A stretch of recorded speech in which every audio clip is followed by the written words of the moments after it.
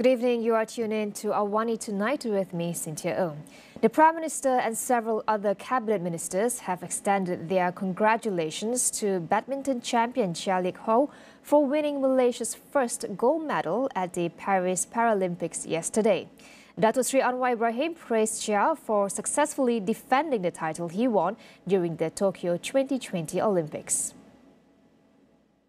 Chia secured the gold after competing in the men's SU5 singles physical impairment finals on September 2nd. He defeated Indonesia's Suryo Nugroho 21-13 and 21-15 in just 42 minutes. The Paris Paralympics, currently taking place until September 8th, has also seen Malaysia win a bronze medal with Sabahan Eddie Bernard finishing third in the men's 100-meter sprint. Under the Sports Victory Prize Scheme incentive, national athletes who win the gold medal would receive the same reward as those who competed in the Olympics, which is 1 million ringgit. The government is setting up a rationalization secretariat for statutory bodies to overcome duplication of functions and address wastage of funds. According to the Prime Minister, Dato Sri Anwar Ibrahim, the secretariat aims to ensure that no public officer commits corruption in their positions. Saya telah putuskan baru-baru ini untuk Kementerian Kewangan dan direstui kerajaan keseluruhannya membentuk jawatan kuasa dua hal. Maknanya jawatan kuasa mengemaskini rasionalisasi badan-badan berkanun. Ada badan-badan berkanun itu terlalu banyak dan bertindih dan sukar untuk rasionalisasi, maknanya nak dikurangkan, nak diperkemaskan.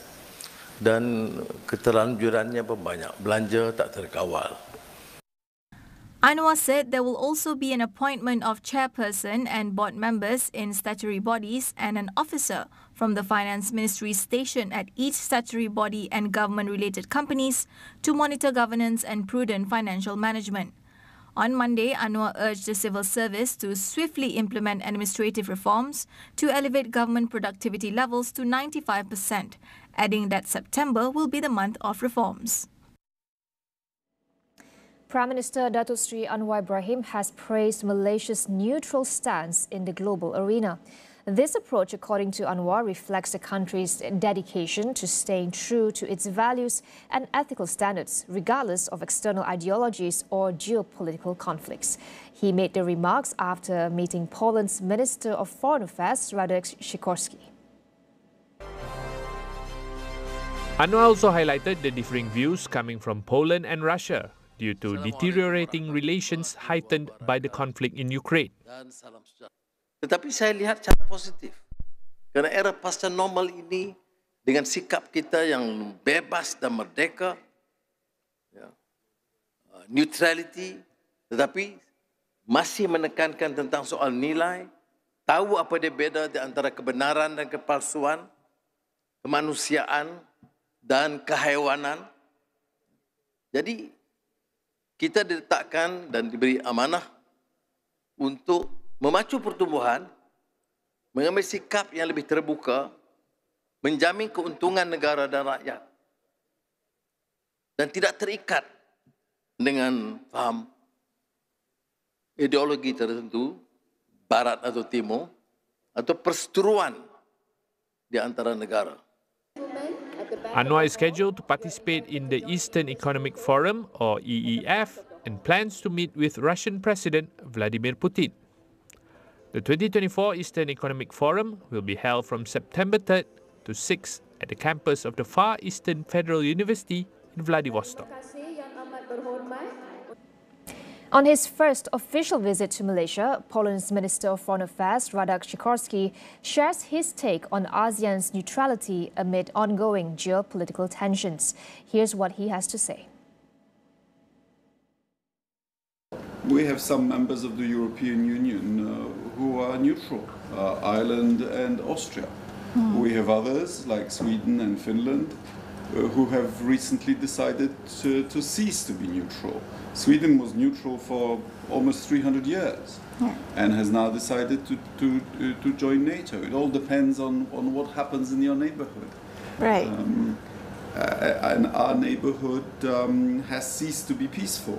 Poland is the only country of the EU that has both Russia and Ukraine as neighbors, and those neighbors of ours are fighting at war. Yeah. And over 1 million people have already died or been injured.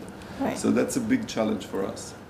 Catch the full conversation on AWANI Global this Sunday 9 p.m. only on Astro AWANI.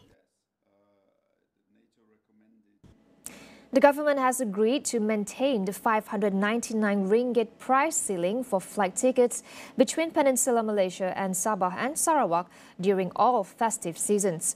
Transport Minister Anthony Loke also announced that the subsidy for flight ticket purchases under the Fly Siswa program for students of higher education institutions will continue. Loke said the students will continue to receive a 300 ringgit subsidy for domestic routes, and this will be established as an annual initiative. He said the matter was discussed at the cabinet meeting amid concerns that the cost of flight tickets between East and Peninsular Malaysia would rise steeply following the reduction in Malaysia Airlines flights.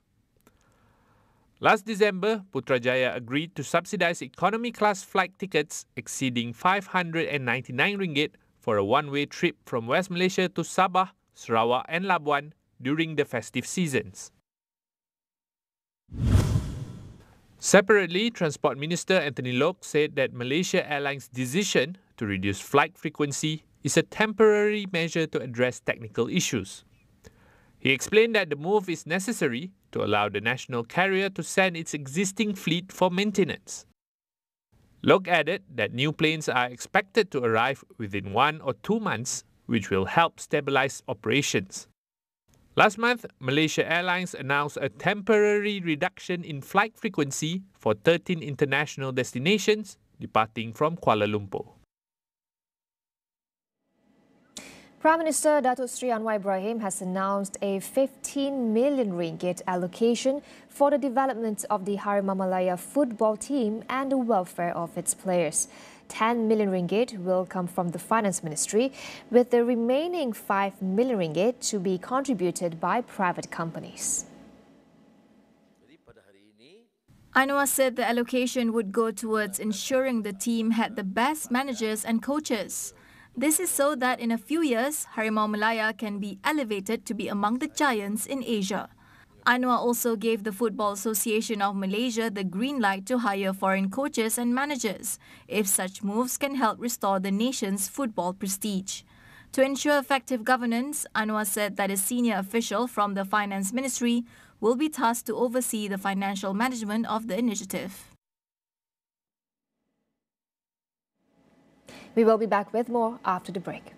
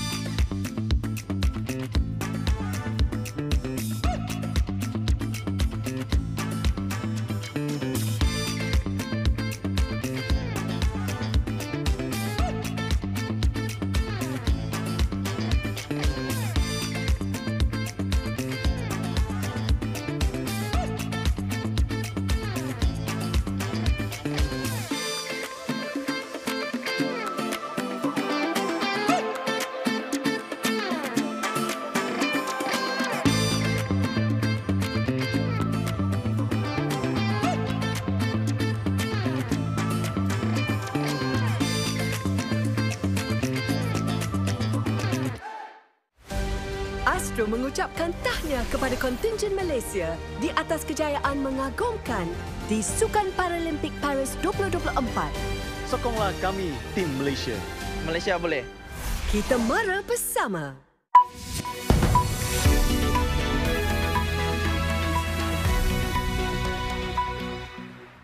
Welcome back.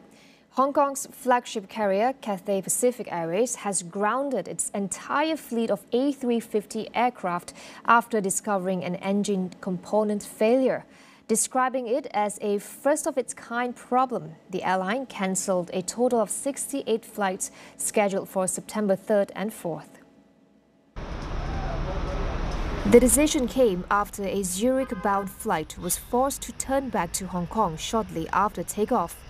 Cathay Pacific said all 48 of its Airbus A350s have been inspected, revealing 15 aircraft with faulty parts that require replacements.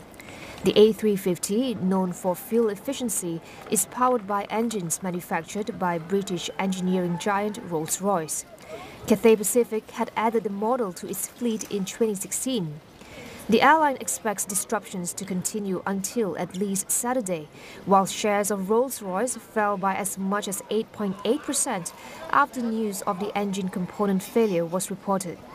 On August 31st, one of Cathay's Hong Kong-bound aircraft had to abort takeoff after an engine caught fire at Taiwan's Kaohsiung Airport. New Zealand plans to nearly triple a tax on international visitors, sparking backlash from the tourism industry. Beginning October 1st, the government says it will raise the international visitor conservation and tourism levy from 35 New Zealand dollars to $100, which is equivalent to 270 ringgit. It said the hike aimed to grow the tourism industry while ensuring that visitors contribute to high-value conservation areas and projects. The government said a $100 levy made up less than 3% of the total spending for an international visitor in New Zealand, expressing confidence that the country would continue to be seen as an attractive destination. However, the Tourism Industry Association expressed concerns that the higher fees, along with a recent hike in the cost of visitor visas, could deter visitors. The association also noted that the sector was still struggling to recover from the impact of a strict border closures during the COVID-19 pandemic. Tourism contributed about $13.2 billion to New Zealand's economy last year, accounting for 3.5% of gross domestic product, making it one of the country's largest export industries. Pope Francis has arrived in Indonesia, kicking off the longest and furthest trip of his tenure to the Asia-Pacific region. He touched down in Jakarta for a 3-day visit devoted to interreligious ties, and then he will travel to Papua New Guinea, Timor-Leste and Singapore. The head of the world's 1.3 billion Catholics emerged from the 13-hour flight smiling and waving. He disembarked in Jakarta in a wheelchair to an honor guard, greetings by Indonesian officials, including the Religious Affairs Minister. President Joko Widodo described his visit as historic. On Thursday, Pope Francis will meet representatives of all 6 at Istiqlal Mosque, the largest in Southeast Asia and a symbol of religious coexistence. The 87-year-old will then host a mass and deliver a sermon at Indonesia's national football stadium. The 12-day tour will test the pontiff's increasingly fragile health, but he is often energized by being among his flock. The UK has defended its decision to suspend 30 out of 350 arms export licenses to Israel a few days after the killing of 6 Israeli hostages in Gaza. Defense Secretary John Healey says the suspension was driven by a legal process and will not have a material impact on the country's security.